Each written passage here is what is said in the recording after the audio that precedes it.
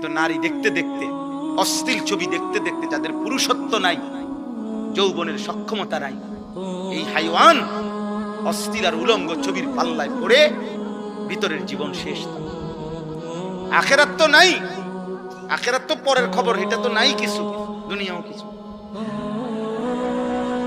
যেই কোন মানুষ চ্যালেঞ্জ করলাম বেটা, বাংলাদেশের প্রতিদিনকার পত্রিকা, বাংলাদেশের প্রতিদিনকার চ্যানেলের খবর তোমরা প্রত্যেকেই দেখো, কি পরিমাণ পরকীয়া বাংলাদেশে বেড়ে গেছে। এর কারণটা কি? কারণ এই স্বামী এই স্ত্রীতে তৃপ্ত না, এই স্ত্রী এই স্বামীতে তৃপ্ত না, আর কোনো কারণ। কারণটা কি আব্বা? সব সব নারী দেখতে দেখতে, সব অস্থির ছবি দেখতে দেখতে, সব যৌন দৃশ্য দেখতে দেখতে টেম্পার সব শেষ। এই জন্য ওই মেয়েও, মহিলাও আরেক বেড়া খোঁজে, এই বেড়াও আরেক বেড়ি খোঁজে। কেউ কাউরি দিয়া তৃপ্তি হচ্ছে না। নাহলে এক এক দিনের বাংলাদেশের চারিদিকে দেখো দেখো গিয়া, খবর নাও, তোমরা খবর নাও। আর তোমার কাছে না থাকলে আমার জানা, আমি জানা তোমার কাছে খবর পাঠাবো, আমি একসাথে করে দেবো তোমার। এক সপ্তাহের রিপোর্ট, এক মাসের রিপোর্ট, পস্তাইতে হবে, আফসোস করতে হবে।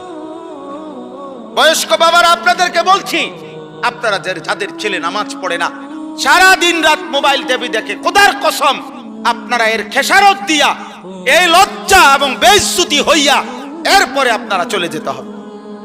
কবরে যাবার আগেই দেখে যাবেন আপনার ফ্যামিলির মধ্যে আল্লাহ শূন্য, আখিরাত শূন্য, এই হতাশার দুর্ভাগ্য নিয়ে কপালে। হিম্মত থাকলে আজ ভেঙ্গে ফেলেন। 14 বছরের ছেলের মোবাইল ভাঙ্গা ফেলেন, তার সাথে যুদ্ধ করেন। আমার ঘরে মুসলমানের বাচ্চা, তুই আমার সন্তান মুসলমানের বাচ্চা, যদি ঘুমাইতে হয় ফজরের নামাজ পড়তে হবে, নয়তো তোর মতো নাফরমান গলা ধাক্কা দিয়া বাইর করে দেন বেটা। যা নাফরমান বেটা, বাইর হ তুই বেটা, তুই আলাদা যা বেটা, তুই আলাদা কামাই কর। তোর মতো বেঈমান আমি খাওয়াইতে হবে কেন? তো আল্লাহর দুশমন। সেদিন এক অভিভাবক কাইন্দা দিছে, একজন অভিভাবক আমার কাছে এসে বলছে, হুজুর আশ্চর্য, আপনার সর্বোচ্চ 12 থেকে 13 বছর হবে, আপন ঘর থেকে 2 লক্ষ টাকা চুরি করে নিয়ে গেছে, নিয়ে 60টা মোবাইল।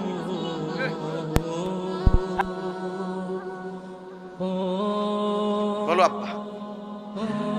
এক ফার্নিচার দোকানদার, উনি বলছে হুজুর আমার 2.5 লক্ষ টাকা কষ্ট করে জমানো টাকা, আমি নতুন মাল উঠামো,